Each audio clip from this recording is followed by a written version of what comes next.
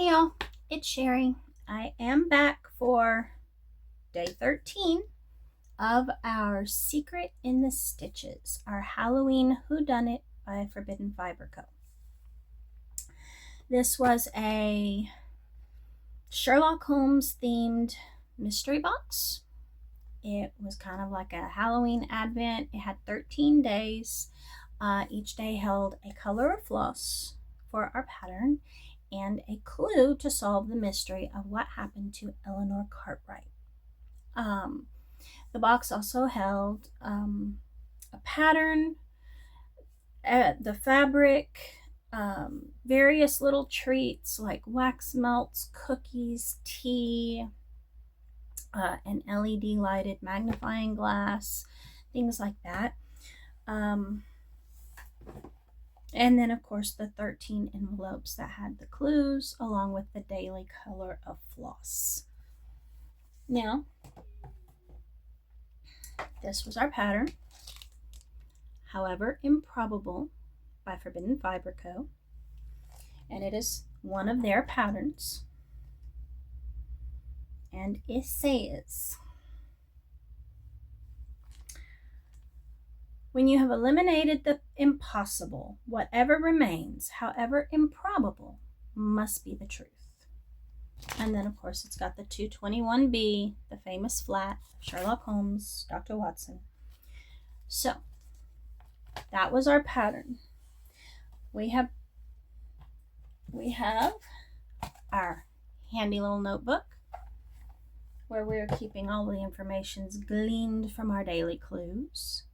We are joined here today by our valuable mystery solving staff. We have our bloodhound, alert and ready to go as always. And Miss Hecate has joined us. Again, alert and ready to go. So, let's get going.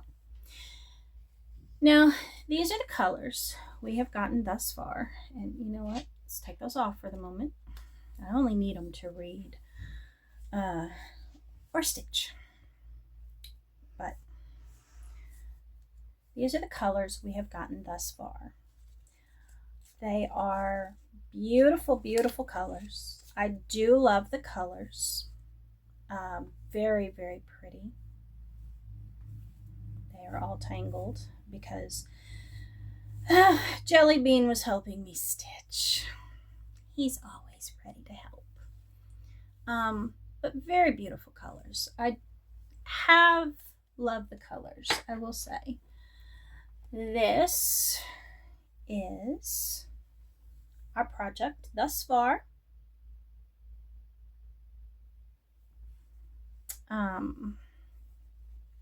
All of the cross stitching is done. There is still one color left, but it is used for backstitch. Okay. Now for our clues. For this, we need the glasses back on. I know that they did the printing like this to make it look handwritten, but it actually makes it occasionally difficult to read. But anyway, clue number 1. Start where it ended, by the water, beneath Tower Bridge. She met me there, pretending it was an apology, said she wanted to talk things through, but I already knew the truth. The sketches, the stolen motifs, the theater deal. Her smile didn't reach her eyes, and when I walked away, I knew I'd never be safe again. 2. There were 4 of us once, Clarissa, Harris, Penrose, and me, watching the changing of the guard at the gates of Buckingham Palace. We laughed like nothing could touch us, but only I wasn't lying. 1 sold my work, 1 buried the report, 1 stood to profit from it all. I wonder which of them followed me home that night. Number 3. I reported the theft, formally, carefully, with names and proof. The file was opened and closed in the same week.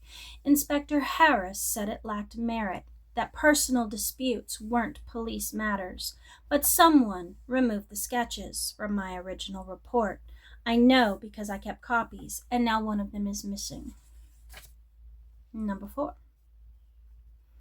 He told me once in the cloisters of Westminster Abbey that every designer has a Moriarty, a shadow behind the curtain. I thought he meant it metaphorically, with my file, until my file at Scotland Yard disappeared. Inspector Harris called me emotional and said I was imagining things. But how did he know about the West End deal before everyone else? Clarissa hadn't gone public yet, so who told him? Number 5. If you're reading this, then someone finally asked the right questions. I left a message with the boy near Baker Street Station. Told him to wait until someone came asking for me, not about me. The truth doesn't sit in archives. It walks the streets and hides in plain sight. Number 6. I sat on a bench in Queen Mary's Gardens in Regent's Park, sketching the pond. It was peaceful until I noticed a man watching me from under the trees. I recognized him from Penrose's theater, one of his backstage assistants. He followed me when I left, but I never told anyone, until now. Number 7. The carbuncle design was mine. Midnight blue with silver beading. Clarissa wore it to the gala at the Royal Opera House. She said it was inspired by a dream. I have the sketch dated 3 years before she ever picked up a needle. Number 8. I visited the flat one last time before I disappeared. Watson offered tea and trust, but I saw the hesitation in his eyes. You should go to the press, he said, but didn't offer to come with me. I think he was scared of what would happen if he believed me. Number 9. I was never careless with my tea. That afternoon in Covent Garden, Clarissa insisted I try hers, said it was calming. I pretended to sip. Hours later, I couldn't feel my fingertips. I never told anyone. Who would believe me over her now? Number 10. I walked the perimeter of the Tower of London trying to decide what to do. Clarissa had just signed a licensing deal for the Victorian collection, my designs. She said she found inspiration in an old friend. I still had the originals, but she had the spotlight, and soon the lawyers. Number 11. I visited the British Museum with Watson the week before I disappeared. He kept asking questions about what I had said, where I'd hidden things. Later, I found a file in his desk, my sketches, my signature, and a signed letter I had never written. I wanted to believe he was trying to protect me, but I can't explain where that letter came from. Number 12. The first time I saw my stolen work lit up on a billboard in Piccadilly Circus, I almost laughed. Clarissa smiled for the cameras. Penrose toasted her with champagne. Harris stood in the back, expressionless. I wasn't there, but someone made sure I saw the photo. She thought she had already won. Later that night, Clarissa asked me to meet her at the Victorian Embankment Gardens, said she was ready to come clean. I never came home. So that's where we're at now. All right. Today's clue, the last clue, number 13.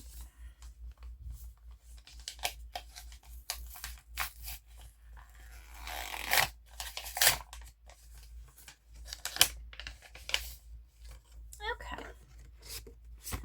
Well, our floss is a variegated gray and white. It is called Elementary. It's pretty. It's very pretty. And our clue. If I can get it out of the envelope. Okay. Clarissa stole what I created and built an empire on the ruins. Harris erased the only official report that could have protected me. Penrose watched it all unfold and funded the show that made her famous. But only one of them asked someone to that garden. One of them knew I wouldn't leave alive, but who had me killed? Okay, so that's where we're at. I am going to go stitch this color, which, like I said, it's all just backstitch, I'm going to write down all of our clues in our little notebook. I am going to consult with our very, very helpful unconscious staff, and I'll be back and we'll figure this all out. Okay, y'all, I'm back. I have finished stitching our last color, and therefore I have finished stitching our project.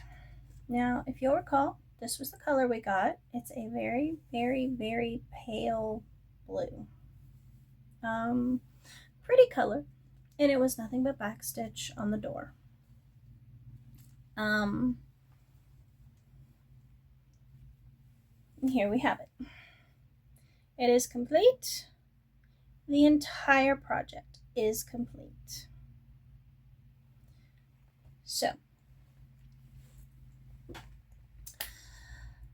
I managed to finish it before Halloween. And I already have the frame for it. So, all I have to do is frame it up, and then I can give it to my husband for Halloween. I met my goal. Now, as far as all of the clues and who we think did what to Eleanor Cartwright. Now, I'm not gonna lie. I have gone over it repeatedly. I have read through the clues. My husband has read through the clues. We have them all written in our little notebook. We've got our map. We have consulted the stitching, the pattern, the colors. I have also taken the time to consult my hardworking staff, and the answer they gave me was Artemis's Lop Lop, her lamb chop, one of her favorite toys. This was their answer.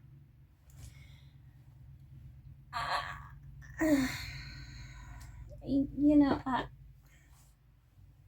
I don't know.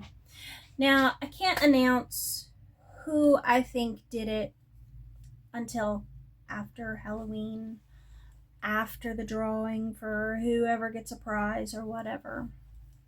So, I will make a small little follow-up video. I will say, the colors are beautiful. I love the colors, absolutely.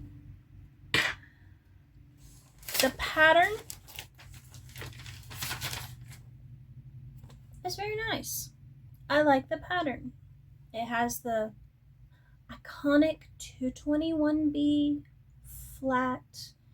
It has the whole quote. Those I don't have an issue with separately. I will say, and this is just my taste, my aesthetic, if you will. For the most part, I like the design. I do. As I said, it's the iconic flat.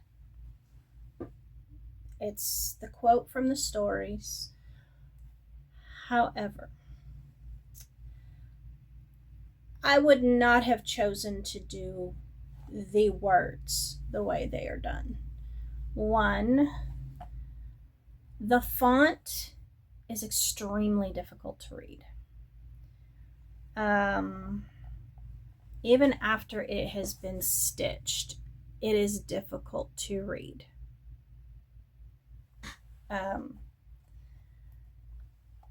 Not to mention that the font they used doesn't match. And by that, I mean it's more of a contemporary font meant to go with an not so contemporary theme. My second issue is the coloring for the words. You've got the dark, deep garnet red outlined by bright yellow. And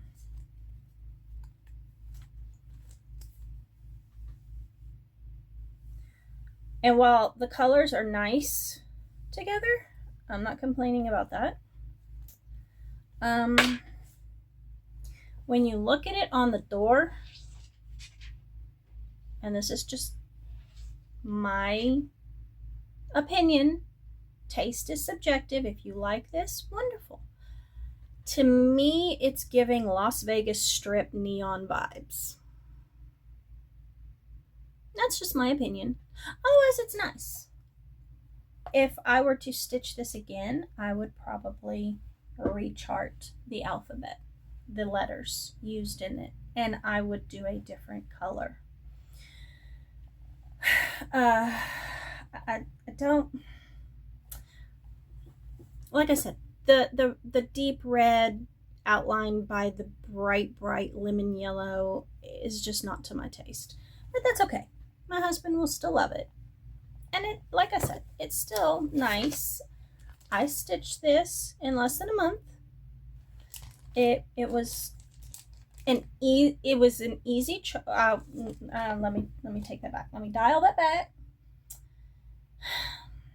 The cross stitch part was easy to read. I will say for the back stitching, particularly for the last bit of back stitching that we did on the door with this light blue color. This is a black and white chart except for the back stitching. The back stitching, of course, they did in color. And I'm not going to show the chart because that wouldn't be fair to the designer, who did a lovely job on it. But all of the back stitching was easy to see, except that last one. They did that back stitching in a dark purple on a black grid. So some of that was hard to see. And so what I was finding is I would do a section of it and think, okay, there we go, I can move on. And then 10 minutes later, oh man, I missed a stitch, damn it. And I have to go back.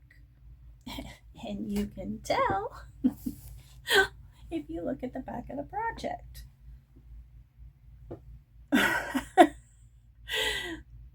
You notice it's perfectly neat until you get to that color, and then we just cross country, and yeah. That's because it was difficult to see the purple on the black and white chart. But otherwise, the chart was well written. It was fine.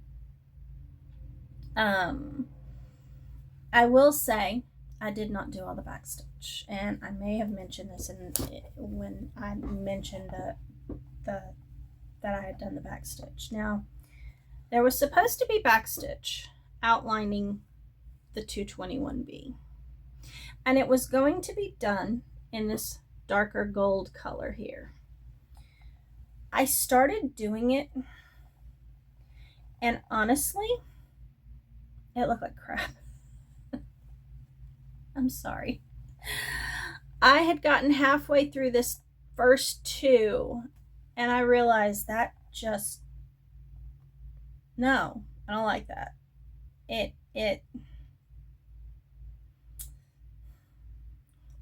How to describe it? It made it look kind of too bulky, and there's not enough color variation between the flosses for it to make any difference in outlining.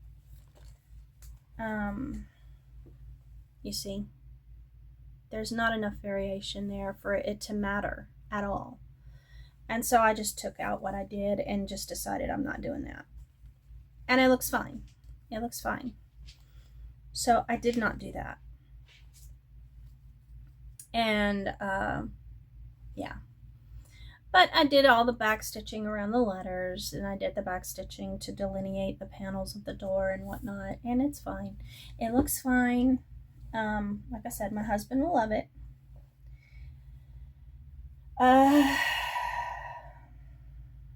Will I stitch this again? Unlikely. But, I mean, how often do we restitch sizable projects like this? I got it for one purpose, my husband. I've stitched it. I have a frame for it. I will have it framed by the end of today, and I will have it put away for Halloween. And he will love it, and he will hang it on his wall next to the one I got him for, what was it?